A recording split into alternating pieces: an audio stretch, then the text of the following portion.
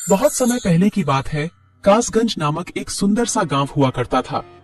उस गांव में एक लकड़हारा रहता था जिसका नाम रामू था। रामू बहुत ही ईमानदार और मेहनती था। वह हमेशा अपने काम से खुश रहता था। उसके पास ज्यादा पैसे नहीं थे, लेकिन वह अपनी जिंदगी से संतुष्ट था। रामू के परिवार में उसकी पत्नी और उसके 2 बच्चे थे। रामू सेठ लालचंद के यहाँ लकड़ी काटने का काम करता था और लकड़ी काटने के बदले में सेठ लालचंद रामू को पैसे देता था, जिससे रामू और उसके परिवार का जीवन व्यापन होता था। सुमन, मैं काम पर जा रहा हूँ। आज बहुत देर हो गया है, तो तुम बच्चों को स्कूल छोड़ाना। जी, स्कूल तो मैं छोड़ आऊंगी, लेकिन मोनू और चिंकी पिछले 2 दिन से कह रहे हैं कि उनके स्कूल की टीचर स्कूल की फीस मंगा रही है। हाँ, तो जाकर दे आओ ना स्कूल की फीस। अजी कहाँ से दूं? आप जो पगार लाते हैं उसमें मुश्किल से तो घर चल पाता है। अब उतनी सी तनख्वाह में मैं बच्चों की फीस का इंतजाम कैसे करूं? अजी मैं एक बात आपको साफ साफ कह देती हूँ, आप सेठ लालचंद जी से पगार बढ़ाने की बात कहिए। दिन पर दिन खर्च बढ़ता जा रहा है। बाजार में अगर सब्जी लेने निकलो तो सब्जियों के दाम आसमान छू रहे हैं, और बच्चों की पढ़ाई का खर्चा, घर का खर्चा अब इतनी कम तनख्वाह में कैसे गुजारा होगा? ठीक है, मैं आज ही सेठ जी से थोड़ा पगार बढ़ाने की बात करता हूँ। इतना कहकर रामू काम पर चला जाता है।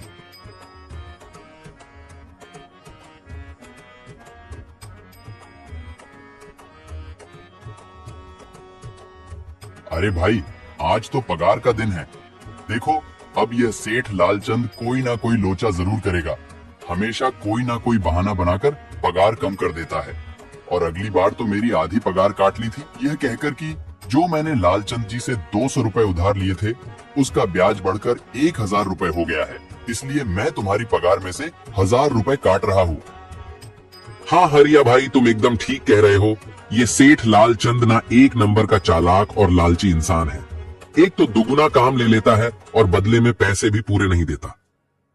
हाँ भाई, मेरे भी अगली बार सेठ लालचंद ने पगार काट लिए थे। मैंने बस 2 छुट्टी ली थी जब मेरी बिटिया बहुत बीमार थी, और इस लालचंद ने इस बात का फायदा उठाकर मेरी पूरी आधी पगार काट ली। हे भगवान, बस सेठ जी इस बार मेरी पूरी पगार दे दे। बच्चों के स्कूल की फीस भी भरनी है। ऐसे सभी लकड़हारे अपने काम पर लग जाते हैं। काम करने के बाद सेठ लालचंद के पास जाते हैं। सेठ जी, महीना पूरा हो गया है, हमें हमारी तनख्वाह दे दीजिए। देखो भाइयों, अभी मेरे पास तुम्हें देने के लिए पैसे नहीं है। अभी माल नहीं बिका है, सारा माल गोदाम में ही पड़ा हुआ है। कल या परसों तक तुम्हें तुम्हारी तनख्वाह मिल जाएगी। पर सेठ जी, अभी हमारे पास बिल्कुल पैसे नहीं बचे हैं। घर का भी सामान लाना है, बच्चों की फीस भरनी है। अरे मैंने कहा तो सही, 1-2 दिन और रुक जाओ, कल या परसों तक पैसे मिल जाएंगे। अभी मेरे पास पैसे नहीं है। सभी लकड़हारे निराश मन से अपने अपने घर आ जाते हैं। अजी क्या हुआ? इस बार कितना पगार मिला है? सुमन, अभी कोई पगार नहीं मिला। सेठ जी ने कहा है कि 1-2 दिन में पगार मिल जाएगा। पगार नहीं मिला? आपको तो पता है ना, बच्चों की फीस भरनी है। इनकी स्कूल टीचर ने आज साफ साफ चेतावनी दे दी है कि अगर कल फीस नहीं लाई तो बच्चों को घर पर ही बिठा लेना। अब बताओ मैं क्या करूं? मैं क्या करूं सुमन, ये सेठ जी समय पर कभी पैसे देते ही नहीं है। अब तो बस हम इंतजार के सिवा और कुछ नहीं कर सकते। 1-2 दिन की बात है, देख लेते हैं। ऐसे ही 2 दिन गुजर जाते हैं। 2 दिन बाद सेठ लालचंद सबको पगार देता है। अरे हरिया, ये ले अपनी इस महीने की पगार। सेठ जी, यह तो बस 2000 है। मैंने तो इस महीने 3000 तक का काम किया है। हाँ, काम तो किया है, लेकिन तूने 1-1 घंटे आराम भी तो किया है। ये पैसे उसी आराम के काटे हैं। पर सेठ जी, आपने तो कहा था 8 घंटे काम के महीने में 3000 मिलेंगे, और मैंने तो 8 घंटे काम किया और 1 घंटे आराम। देख हरिया, मुझे ज्यादा हिसाब किताब ना समझा। ये 2000 रख, अगर चाहिए तो, और अगर नहीं चाहिए तो कहीं और काम ढूंढ ले। बेचारे हरिया के पास उन पैसे को लेने की सिवाय और कोई रास्ता नहीं था। हरिया चुपचाप वह पैसे रख लेता है। रामू, ये लो तुम्हारे 2500 रुपए। पर सेठ जी, 2500 क्यों? मेरे तो पूरे 3000 बनते हैं ना। मैंने तो कोई छुट्टी भी नहीं की और ना ही कोई आराम। मैंने तो अपना सारा काम समय पर किया है। हाँ, समय पर तो किया है, पर इस समय बाजार में लकड़ियों का दाम काफी सस्ता हो गया है।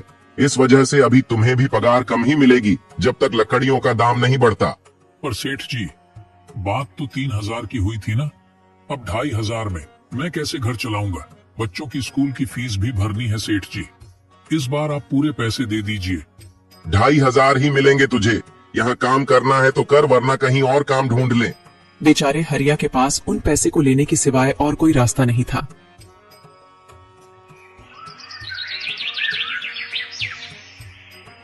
अरे भाई, यह सेठ लालचंद एक नंबर का बेईमान इंसान है। सारे पैसे अपने जेब में भर लेता है और बहाने बनाता है कि लकड़ियों के दाम सस्ते हो गए हैं। देख लेना, हम गरीबों की किसी न किसी दिन इसे जरूर हाय लगेगी। नहीं हरिया, ऐसे नहीं कहते। वह हमारे अन्नदाता है, आखिर उन्हीं के वजह से तो हमारा घर चल रहा है। अरे काहे का अन्नदाता? काम के पूरे पैसे तो देता नहीं है। पूरे महीने मेहनत करके भी क्या मिलते हैं? बस ये 2,000 रुपए, इसमें घर खर्च कैसे चलाएं? ऐसे तो हम कभी तरक्की नहीं कर पाएंगे। और हम कर भी क्या सकते हैं हरिया? हमें लकड़ी काटने के सिवा और कोई काम कहाँ आता है? और कोई काम खोलना भी चाहे तो उसके लिए हमारे पास इतने पैसे कहाँ हैं? अब जो भी हो, हमारा तो बस ये सेठ लालचंद ही सहारा है ना। कुछ देर बातें करने के बाद अपने घर की ओर निकल पड़ते हैं।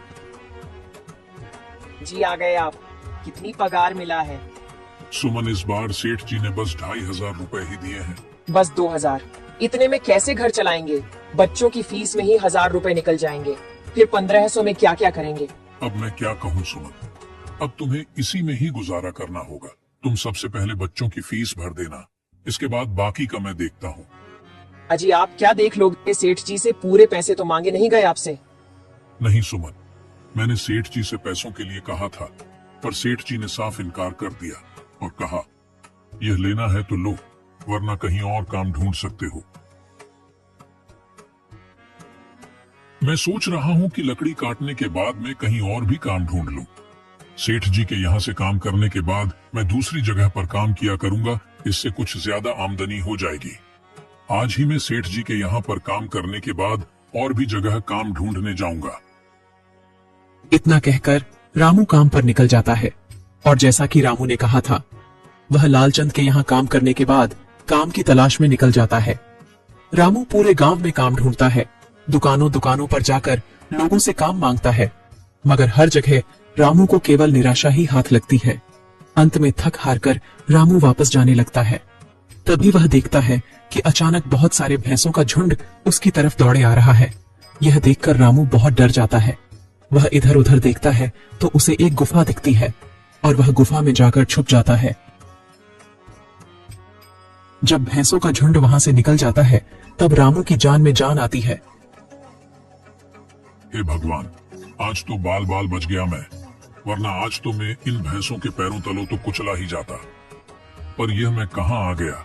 रामू यह सब सोच ही रहा था कि तभी उसकी नजर गुफा में रखी एक टोकरी पर जाती है। रामू उस टोकरी के पास जाता है। ये कैसी गुफा है? ये कैसी टोकरी यहाँ पड़ी है?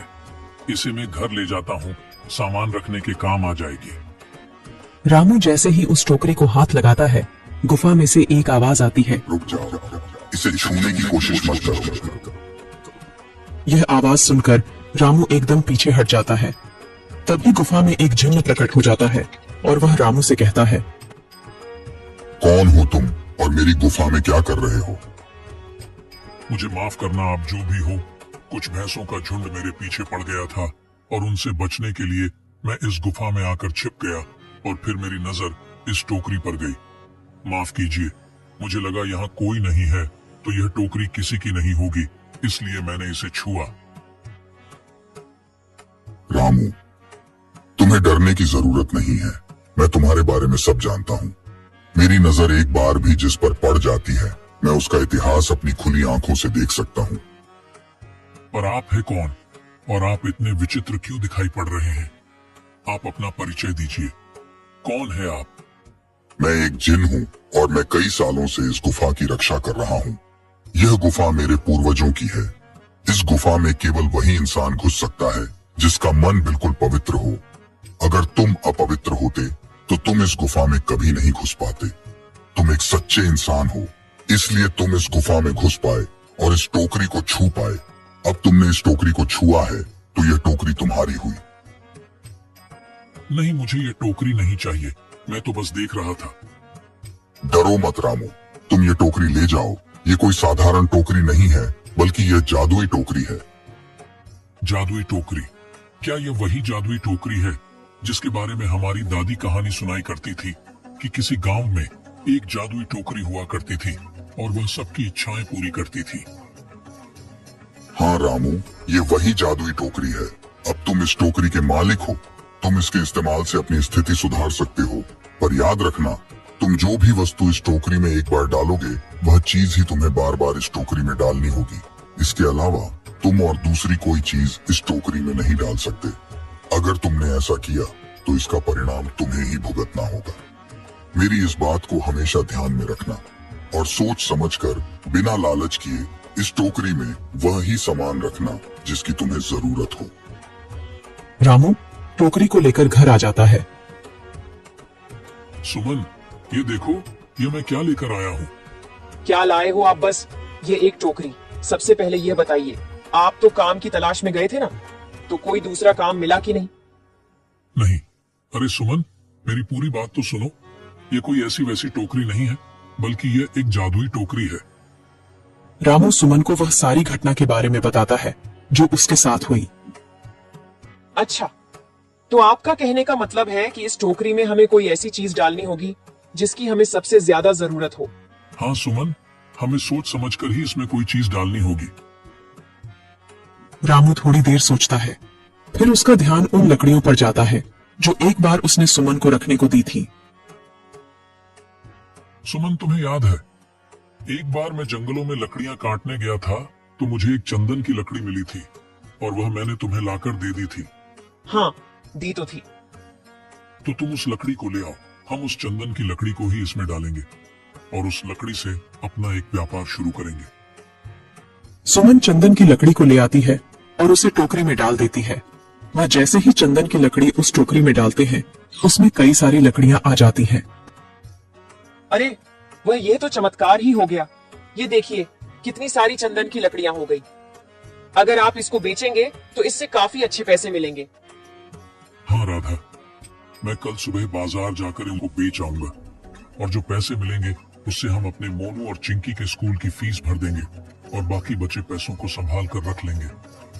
अगले दिन रामू लालचंद सेठ के यहाँ काम पर ना जाकर चंदन की लकड़ियों को बेचने के लिए बाजार की ओर निकल पड़ता है। वहाँ पर रामू चंदन की लकड़ियों को बहुत ही कम दामों में बेचा, जिसकी वजह से आम लोगों के साथ साथ बड़े व्यापारियों ने भी रामू से चंदन की लकड़ियां खरीदी। लकड़ियों को बेचकर रामू को काफी अच्छे पैसे मिले। पैसों को लेकर चंदन घर आ जाता है। ये देखो सुमन, उन लकड़ियों को बेचकर मुझे कितने सारे पैसे मिले हैं। ये लो कुछ पैसे, इससे तुम कल मोनू और चिंकी के स्कूल की फीस भर देना। अच्छा, तो मैं काम पर जाता हूँ। अजी, आपके पास तो अब यह जादुई टोकरी है, तो अब आपको उस सेठ लालचंद के यहाँ काम करने की क्या जरूरत है? हाँ सुमन, मैं सेठ लालचंद जी के यहाँ काम पर नहीं जा रहा, बल्कि मैं तो वहाँ पर जो काम कर रहे बाकी के लकड़हारे हैं उन्हें ये खुशी की खबर देने जा रहा हूँ, क्योंकि सेठ लालचंद जी से मेरे साथ साथ वह लकड़हारे भी बहुत परेशान थे। इसलिए अगर मेरा भला हो रहा है तो क्यों ना मैं उन सभी का भला करूं। वह सभी बहुत ईमानदार लकड़हारे हैं, वह सभी बहुत मेहनत से काम करते हैं, मगर लालचंद ने कभी भी उनको उनकी मेहनत के सही पैसे नहीं दिए। इसलिए मैंने सोचा है क्यों ना मैं उनको अपने इस काम में शामिल कर लूं। हाँ जी, बात तो आपकी बिल्कुल सही है। अगर आप सभी लोग एक साथ मिलकर काम करेंगे तो हम सब बहुत जल्द ही तरक्की हासिल कर लेंगे।